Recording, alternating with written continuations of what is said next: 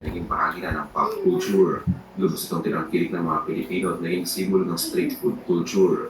Gayunpaman, pagsapit ng late 90s hanggang early 2000s, nagsimula itong Yung logo ng burger machine, hindi mo malilimutan, Nina. Mas pinili na Si ng mga Tanda. Pilipino ang air-conditioned fast food restaurants Ano yan? tulad ng Jollibee at McDonald's. Bukod dito, nagkaroon din ng issue sa maintenance at standardization ng kanilang mga kiosks. Hindi ito wala. Ang golden era ng burger machine ay masasabi ng natapos noong bandang 2000 at mula noon ay naging mas niche na lamang ang presensya nito. Ang Tropical Hut ay isa sa mga pinakamatandang fast food Nakakain pa tayo dyan sa Santa Rosa. Simula noong early 60s Tropical Hut. bilang bahagi ng Tropical Hut City Development Corporation. Ang unang branch nito ay tinayo sa Cubao, Quezon City, isang lugar na noon ay sentro ng komersyo at Pag yan inagtapon. Ito na nakatuon sa real estate development. Ngunit kalaunin ay pumasok sa food business bilang dagdag na serbisyo sa kanilang residential communities. Ang kanilang fast food chain ay naging extension ng kanilang brand. Isang lugar kung saan kumakain ng pamilya sa isang komportable at malinis na environment.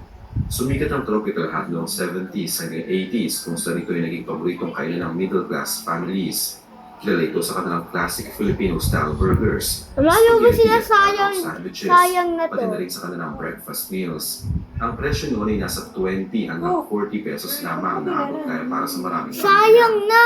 Tinangkilik ito Huwag ng mong mga ganyanin. Pilipino hindi dahil Wala, sa pagkain, hindi wala. dahil sa ambience. Isa ito sa mga Butas. fast food chains na nag-offer ng dining experience na may air conditioning. Ngunit pagsapit ng dekada 90, nagsimula ito mawala ng momentum. Habang ang Jollibee at McDonald's ay agresibong nag-expand at nag-modernize, nanatiling tradisyonal ang Tropical Hut. Dahil sa kulangan sa marketing, innovation at branch expansion, unti-unti itong naluba sa paningin ng bagong generasyon.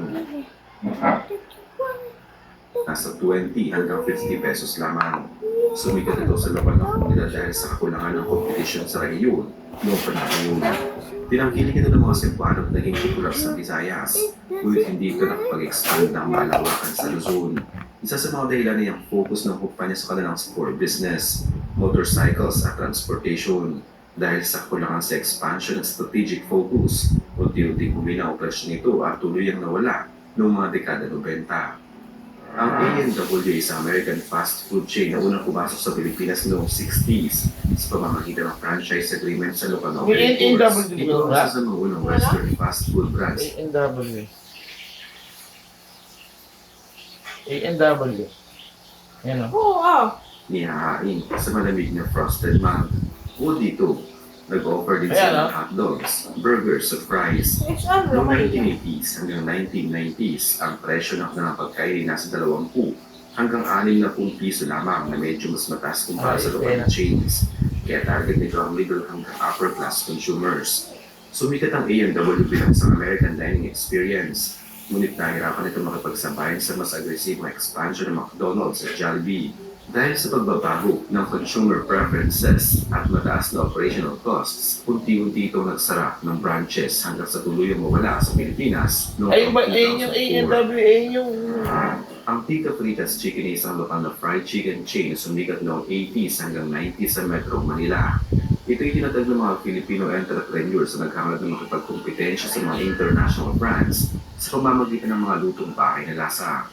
Ang kanilang unang branch ay matatagpuan sa mga commercial area at malls. Ang kanilang menu ay simple, fried chicken meals, rice, gravy at side dishes. Ang presyo ay nasa 25 hanggang 45 pesos lamang na mas mura Ano yan? kumpara sa KFC. Sumikat ito dahil sa lasa na mas malapit sa Filipino palate.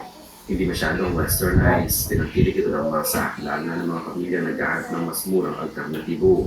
Ngunit dahil sa kulangan sa branding, expansion at kapital, hindi nito kinaya ang kompetisyon. Pagsapit ng late 90s, unti-unti itong nawala sa merkado. Ang Quick Snack ay tinatag noong 1968 sa Quiapo, Maynila ng pamilyang Chu. Isa ito sa mga pinakaunang fast service restaurant sa bansa. Ang kanilang menu ay kinabibilangan ng pansit canton, lumpia at halo-halo na may presyong 5 hanggang 20 piso lamang. Sumikat ito dahil sa bilis ng serbisyo at murang pagkain. Tinangkilik ito ng masa, lalo ng mga mamimili sa Quiapo. Ngunit hindi ito naging malaking chain at ang expansion nito ay humina noong mga dekada 90. Isa sa mga pinakaunang pangalan sumikat sa panahon iyon ay ang Cindy's, may tinatag ni Cecilia Cindy Mangas noong 1975 sa Quezon City. Mula sa maliit na burger Oo, stand, Cindy's. pinalawak ng Cindy's Mangas ang namin yun. negosyo sa pamamagitan ng naging bahagi ng kultura. Oo, hindi.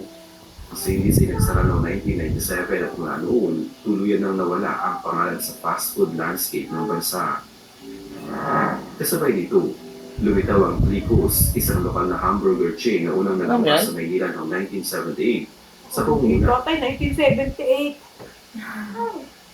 ekonomiya at lifestyle ng mga Pilipino. Maaaring wala na sila sa kasalukuyan ngunit sa Ayan. Ever ko to scope. may mga mod Today I chose Head and Shoulders. Some others said that from I was dandruff-free, and my gorgeous hair became famous. Oh, eh?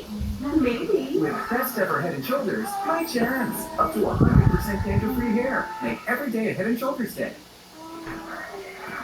Okay. Yeah, I can say that.